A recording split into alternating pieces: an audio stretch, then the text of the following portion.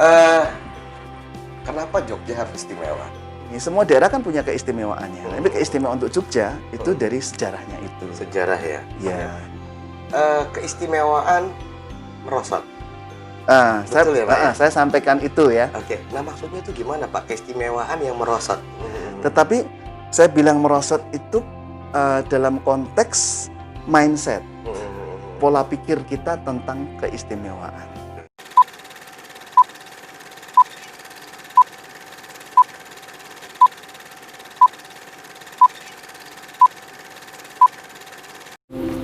Hehe, kebablasan coy. Hehe, yo, what's up yo. Wadidaw kacau du Gusti. Jumpa lagi dengan saya Bayu Prakoso, Best Manager Milenial di podcast Papi Bayu. Wah. Hari ini kita ada di Museum Keistimewaan Jogja.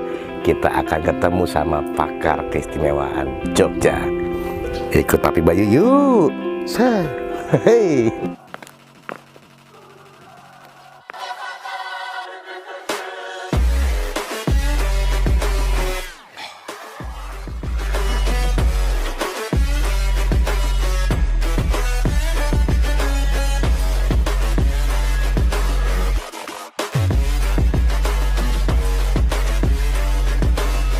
Kita papi yuk.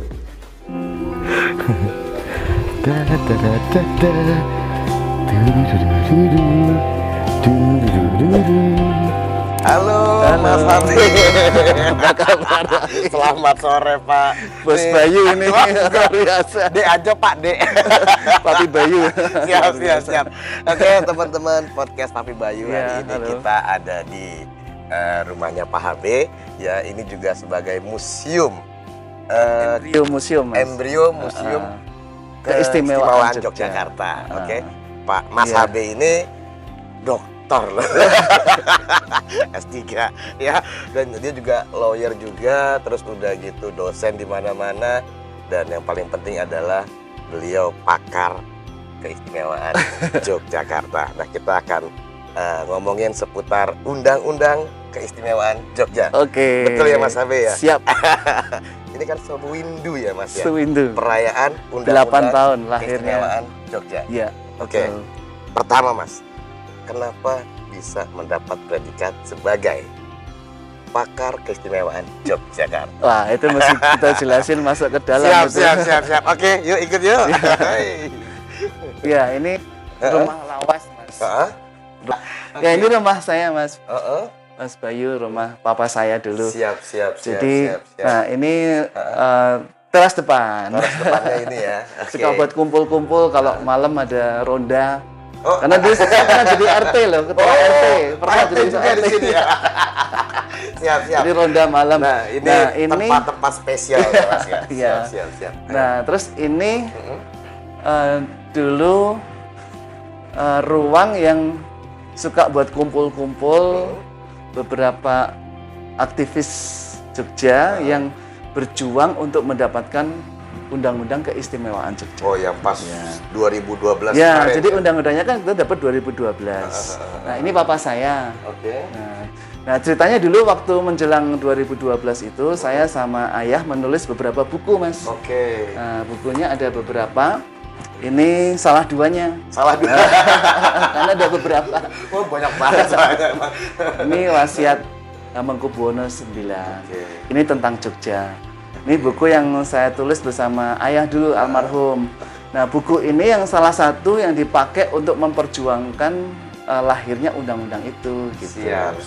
Nah, sehingga setelah undang-undang itu lahir 2012, papa saya dapat penghargaan sebagai pejuang keistimewaan Jogja. Keistimewaan Jogja. Ceritanya gitu. Nah, saya kan ngelanjutin aja karena papa terus meninggal, terus saya ngelanjutin berkarya untuk mengisi keistimewaan itu. Nah, saya kan penulis. Nah, ceritanya itu ketika saya banyak menulis di surat kabar.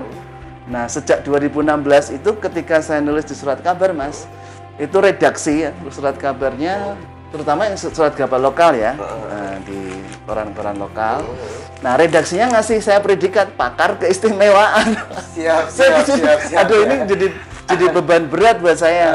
Ini tulisan-tulisan saya ini yang yang terbaru tentang keistimewaan Jogja. Keistimewaan Jogja. Ya? Ceritanya gitu, kenapa sampai muncul istilah pakar keistimewaan? Padahal di Jogja ini banyak loh pakar, ada pakar ayam, ada pakar air, ngecer air. Kalau itu kan beda ya Pak. Maksudnya COVID sih. Ini kan tentang apa namanya undang-undang. Iya betul. keistimewaan Serius Jogja. lagi nih. Bener, serius ini soalnya nggak berani bercanda ya. Serius lagi. Jadi semua itu berawal di meja ini Pak. Ya salah satunya di Jogja dulu banyak gerakan, banyak elemen yang berjuang bersama-sama. Ada seniman, ada penyanyi, yang Juki itu yang Marjuki Muhammad tuh lagu Jogja itu besok mesti didatang itu Mas, itu salah satu berjuang. Terus banyak penyair, banyak budayawan, semua berjuang pengen Jogja dapat undang-undang khusus tentang keistimewaan. Nah ini salah satu aja. Ini salah satu tempatnya. Salah satu tempat untuk menggodok lahirnya undang-undang itu. Gitu. Nah, kontribusi Bapak Pak di dalam undang-undang keistimewaan Jogja Ya. itu apa yang sudah dilakuin Pak? Ya gini, jadi setelah undang-undang itu disahkan tahun 2012 tuh undang-undangnya, jadi serius banget ya saya. Iya, karena agak bingung Pak kalau bercanda. Ini bisa ketangkep ini, bahaya ini. Undang-undang ya. Jadi begini, Papi. Undang-undang itu Undang-Undang nomor 13 tahun 2012 Undang-Undang nomor tentang 13. keistimewaan daerah istimewa Yogyakarta. Isinya apa aja Pak? Isinya banyak Mas. Oh, ada 5 pokok itu. Nah, itu mengarahkan, memberikan apa itu tujuan keistimewaan, cara mengerjainya bagaimana, kewenangan istimewanya banyak sekali diatur di situ, dan itu cukup lengkap. Karena itu undang-undang yang sangat kita butuhkan. Sebab selama 62 tahun, Mas, kita nggak punya undang-undang loh. Jogja istimewa sejak Yogyakarta, kan sebelum RI merdeka nih. Itu Yogyakarta sudah jadi kerajaan yang bisa merdeka sendiri loh. Saat Itu seandainya seandainya dulu pemimpinnya Sultan Hamengkubuwono IX dan Paku Alam VIII tidak mengambil keputusan bergabung dengan RI, merdeka sendiri Jogja. Dari negara Iya, dan Indonesia nggak mesti jadi negara loh, karena apa? Habis itu kan Jakarta kan kacau tuh, diserang lagi tuh, makanya ibu kotanya pindah ke Jogja. Yes, 46 sampai 49. Jadi Jogja ini nyelamatin Indonesia, ceritanya gitu Mas. Makanya disebut daerah istimewa. Cuman undang-undang keistimewaan itu baru ada sebelumnya ada di tahun 50, Undang-Undang nomor 3 tahun 50 itu Undang-Undang Keistimewaan Jogja. Tapi belum lengkap. Baru 2012 Mas. Bisa dibayangin 2012 dikurangi 1950 berapa? 62 tahun kita baru dapat undang-undang itu. Sebelumnya dasarnya Ya ada sih, cuman belum lengkap, belum Apa jelas, bentuknya belum apa, rinci. Pak? Undang-undang Saat itu? juga, Undang-undang juga? keistimewaan juga. Makanya kita berjuang gimana supaya Jogja ini punya undang-undang yang khusus, dan itu kita dapatkan di tahun 2012 itu. 2012. Nah, mengisinya adalah ya saya berkontribusinya ya pertama dulu waktu sebelum muncul undang-undang saya ikut menulis buku, ikut memperjuangkannya. Setelah itu kan undang-undang itu kan diimplementasikan dalam bentuk program-program pembangunan. Nah, ini syukur saya juga banyak terlibat, misalnya di Jogja Smart Province, saya jadi tenaga ahli di situ. Kemudian juga ada yang terbaru ini ada peringatan sewindu 8 tahun lahirnya undang-undang. Itu ada pameran Mas, ada pameran relief, ada pameran lukis. Oh, ini jadi ininya ya? ini katalognya. Jadi ini kemarin diikuti hampir 90 pelukis yang ikut meramaikan. Ya ini salah satu kontribusi saya. Ya, Pak, begitu. Maaf nih Pak, boleh saya agak tanya dikit ya Pak? Wes, Itu buat boleh. saya nih Pak. Mas Habib. Kenapa Jogja harus istimewa? Kalau seandainya bilang kerajaan, hampir semua provinsi di Indonesia itu ada kerajaannya. Nah, kenapa Jogja harus spesial sebagai kota istimewa? Nah, salah satunya ini Mas, kita masuk lagi ke dalam ya. Boleh. Oh ya, ini ruang ini menyimpan beberapa dokumen. Misalnya nih, kita tunjukin di sini Mas. Siap. Ini buku-buku Ulang tahun ke-1 DIY tahun 62, tahun 59. Ulang tahun pertama DPR DIY. Nah, ini buku-buku ini susah ditemuin ini. Sejarah Pak. Karena gini, kakek saya dulu itu kerjanya di Departemen Penerangan. Sehingga data-data ini kakek saya punya semua. Siap, Nah, ini siap, diwaris, saya mewarisi aja sih. Dan 30 tahun katanya Nah, itu papa penulis saya, ini ya? penulis pidatonya gubernur. Itu papa saya. Sultan. Kalau kakek saya ini kerja di Jawatan Penerangan, sekarang Kominfo. Oh, Nah, makanya ini nurun juga, saya kerjanya jadi tenaga ahli juga di Kominfo di Jogja gitu ya. Nurun aja. Siap. Gitu. Nah, salah satunya ini Mas. Nah, ini ruang yang biasa buat rapat-rapat Oke. untuk teman-teman Masuk, guys. teman-teman keistimewaan. Nah, ini juga tempat untuk posko, Mas. Posko menggalang aspirasi. Kita ini kan sedang mengusulkan gelar pahlawan untuk beliaunya, namanya Paku Alam ke-8. Oh. Jadi gini, gubernur pertama Jogja itu Sri Sultan Hamengkubuwono ke-9. Nah, wakilnya dulu adalah Paku Alam ke-8. Nah, itu menjawab kenapa Jogja istimewa. Karena begini, tadi saya sudah bilang bahwa sebelum bergabung dengan RI, Jogja bisa merdeka sendiri loh, Mas. Siap. Karena kerajaan sejak 1755. Nah, tetapi atas jiwa kenegarawanan dua pemimpin kita, pemimpin Jogja ini, yaitu Sultan 9 dan Paku Alam 8 ini, mereka berdua memutuskan untuk Jogja gabung dengan Indonesia, dukung Indonesia. Bahkan dari 46 sampai 49 jadi ibu kota RI. Itu bukan sekedar jadi ibu kota, Mas, membiayai semua. Membiayai semua kegiatannya, ya? karena negara nggak punya apa-apa. Benar. Bahkan dikatakan APBN pertama RI, Sultan yang biayai itu. Itu ada datanya juga. Ceritanya gitu. Nah, itu salah satu kenapa Jogja akhirnya disebut daerah istimewa karena itu, karena kontribusi sejarahnya, karena sejarahnya itu penting. Nah, sehingga artinya begini, semua daerah kan punya keistimewaannya. Tapi keistimewaan untuk Jogja itu dari sejarahnya itu. Sejarah ya. Ya. Makanya itu ada Bapak menulis juga yang tadi terakhir saya baca yang di korannya. Keistimewaan merosot. Betul ya, Pak, ya? Saya sampaikan itu ya. Oke. Nah, maksudnya itu gimana, Pak? Keistimewaan yang merosot. Tetap dapat keistimewaan dengan adanya Undang-Undang Keistimewaan Jogja, tapi kok merosot, Pak? Apanya yang merosot, Pak? Nah, begini. Saya sampaikan itu di koran, di media tadi. Terus saya sampaikan juga ada pertemuan di peringatan 5 September. Itu salah satu tanggal sejarah di Jogja itu 5 September 45. Di mana Jogja menyatakan diri sebagai daerah istimewa di dalam NKRI, kayak gitu. Nah, saya bilang merosot itu sebetulnya bukan hasil kesimpulan, karena kalau kesimpulan kan mesti ada penelitiannya dulu, Mas. Tetapi saya bilang merosot itu dalam konteks mindset, pola pikir kita tentang keistimewaan. Jadi gini, kalau keistimewaan Jogja dari sudut sejarahnya, itu adalah Jogja istimewa bukan untuk dirinya, gitu. Tapi Jogja istimewa berkontribusi buat Indonesia. Itu intinya itu. Buktinya apa? Udah jelas. Jadi ibu kota RI dari 46 sampai 49. Makanya ada proklamasi kedua, Mas. Ini yang banyak orang belum tahu. Proklamasi pertama kedua itu kan 45, 17 Agustus 45 ya. Tapi kan itu Belanda belum mengakuin. Jadi itu tidak diakui semua negara, bahkan Belanda sang penjajah selama ratusan tahun itu nggak ngakuin.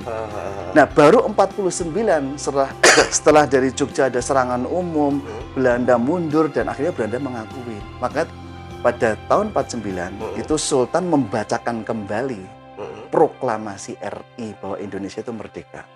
Itu yang proklamasi kedua. Ada proklamasi seperti itu, Mas. Berarti di Jogja begitu ya. Artinya begini, Jogja istimewa itu berkontribusi buat Indonesia. Saya kan bertanya gini, kalau hari ini Jogja disebut daerah istimewa, tetapi sekedar mengurusi keistimewaan untuk dirinya sendiri, ya itu berarti ada kemerosotan dong. Karena di zaman dulu yang namanya Jogja istimewa itulah dari Jogja berkarya untuk Indonesia. Kalau sekarang Jogja istimewa hanya sekedar untuk dirinya sendiri, ya itu kan kemerosotan, Mas. Itu yang disebut, saya bilang kemarin di pertemuan dialog budaya itu sebagai ya istimewa, Mas, tapi bonsai, Mas. Istimewa yang kecil. Tapi istimewa ini kan harusnya mewarnai seluruh Indonesia, bahkan ke dunia gitu. Nah, makanya ini saya bilang kalau gini caranya, ini kita merosot. Nah, jangan sampai pesan ayah saya almarhum juga, jangan sampai undang-undang keistimewaan itu justru mengkerdilkan keistimewaan hanya untuk dirinya. Makanya lagunya Juki itu bagus sekali yang Jogja, Jogja.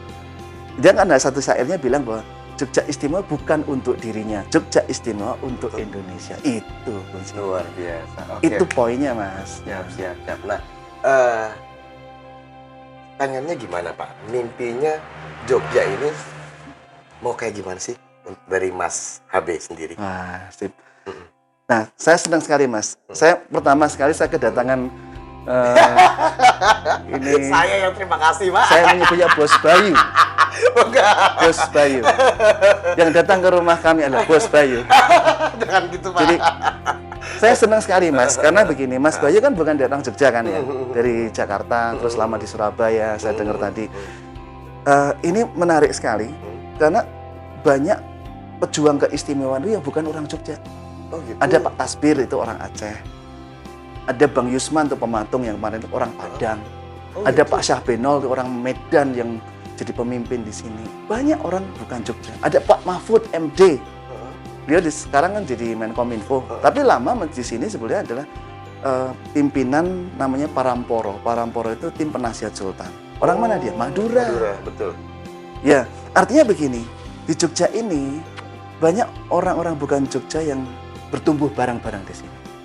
Nah, karena kesimpulan saya begini. Yang istimewa itu bukan hanya Jogja. Ya, kita Jogja punya keistimewaan secara sejarah.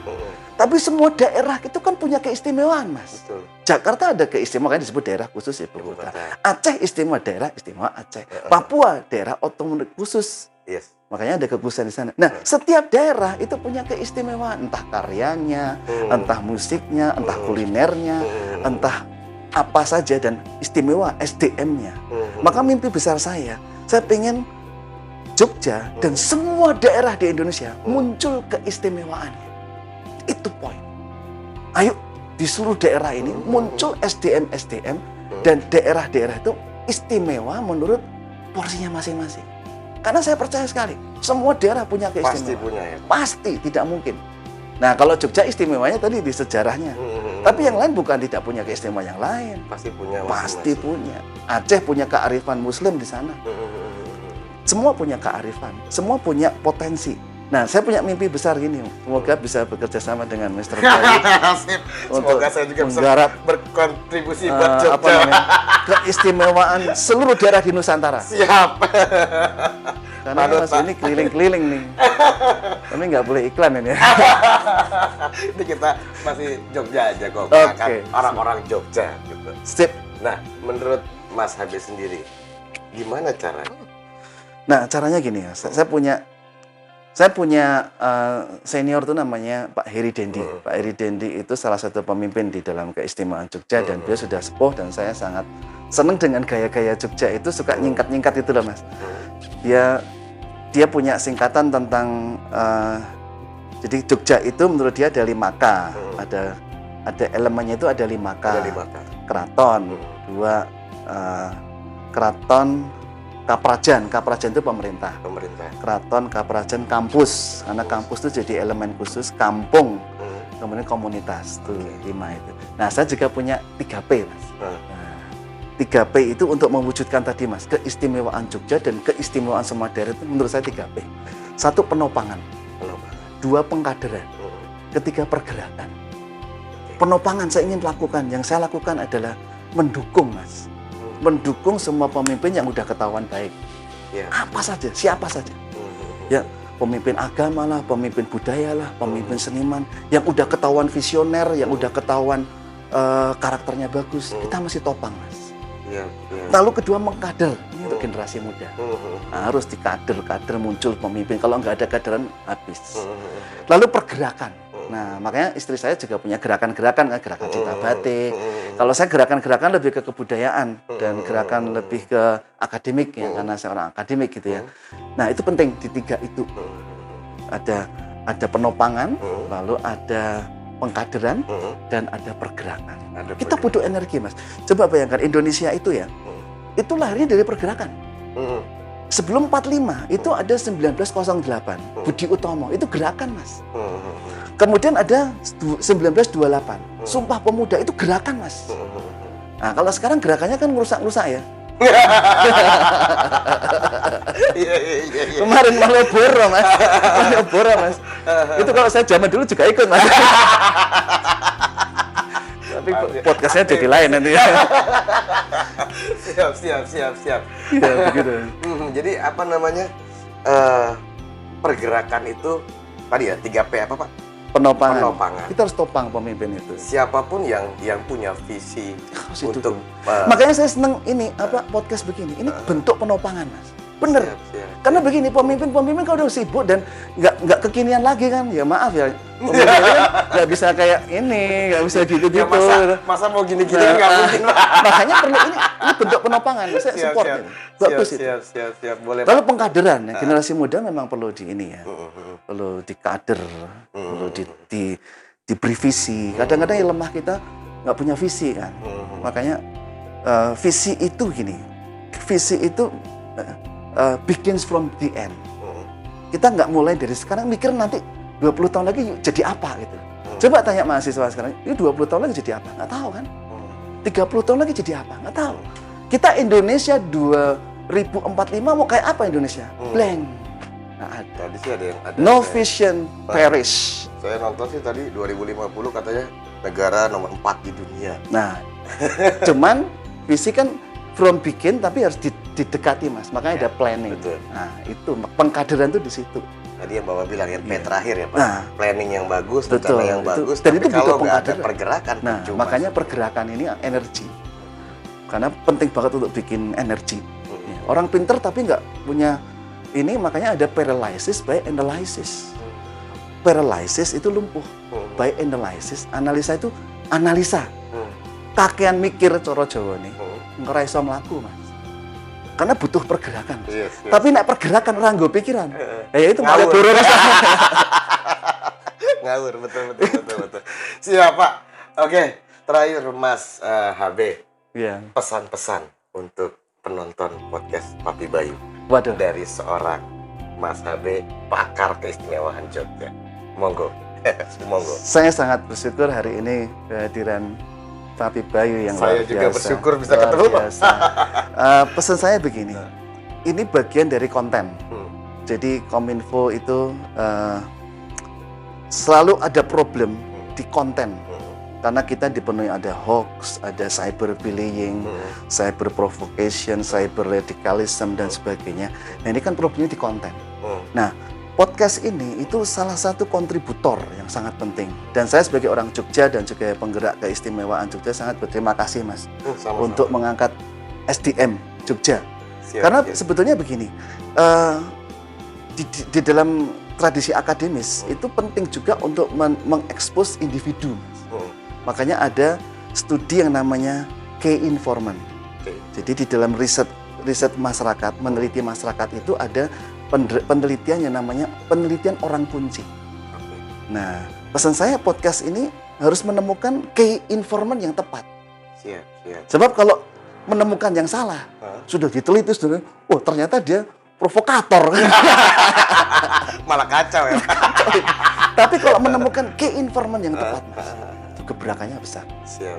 Sebelumnya kan kita punya pergerakan tidak perlu banyak orang. Ya kita lihat dunia medsos kan juga digerakkan 1-2 orang aja. Betul. Dunia ini sebetulnya digerakkan itu aja. Siap. Nah makanya podcast ini akan harus menemukan Mas Ki. orang key informant, orang kunci yang bisa memberi informasi dengan tepat dan bisa menjadi kolaborator, bisa berkolaborasi. Itu saya dukung sekali Bos Bayu. Ki Informan salah satunya Mas Abi. Terima kasih ya Mas. Terima kasih. Oke, teman-teman podcast Papi Bayu. Kalau masih mau lihat lagi tokoh-tokoh penting Jogja dan juga mentor-mentor yang keren kayak Mas HB. Terima kasih. Jangan lupa ya Mas ya, pencet tombol merah di sini. Oh iya, siap. Subscribe, terus udah gitu pencet loncengnya. Siap. Klenteng. Boleh joget nggak? Klenteng. Wah, siap. Kapan lagi ngajakin joget? Itu yang ikut demo kemarin nih. Siap. Oke, jumpa lagi di video Papi Bayu berikutnya. Adios, salam olahraga. Terima sip. kasih Mas. Mantap banget. Oh, let me up with a bright smile on now. Put me in the shelter, don't get lost now. To the moonlight, eyes you, Maria right now. You look